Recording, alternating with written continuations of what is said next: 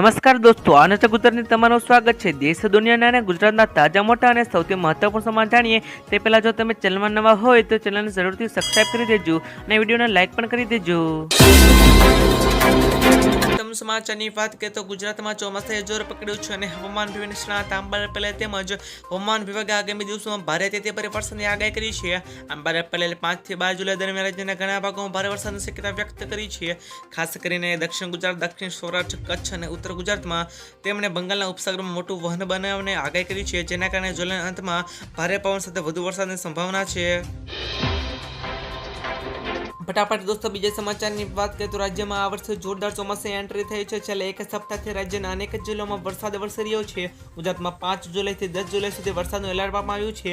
ગાજવીજ અને ભારે પવન સાથે વરસાદની શક્યતા છે। આગામી 3 દિવસ ભારેથી ભારે વરસાદની શક્યતા છે। હવામાન વિભાગે આજે પણ અનેક જિલ્લાઓમાં ગાજવીજ સાથે વરસાદની આગાહી કરી છે। ગુજરાતમાં બીજા રાઉન્ડમાં પણ મેઘરાજા ધબાટીએ બોલાવ્યું છે। રાજ્યના તમામ જિલ્લામાં સરેરાશ કરતાં બમણો વરસાદ પડી ચૂક્યો છે। તેમ છતાં પણ મેઘરાજ ખમિયા કરવાનું નામ નથી લેતા। હવે ખેડૂતોને વરાપની રાહે બેઠા છે। આ વિસ્તારમાં ભારે વરસાદ વરસી શકે છે। આજે તમામ જિલ્લામાં વરસાદની આગાહી કરવામાં આવી છે। સાબરકાંઠા ભારેથી ભારે વરસાદની આગાહી કરવામાં આવી છે।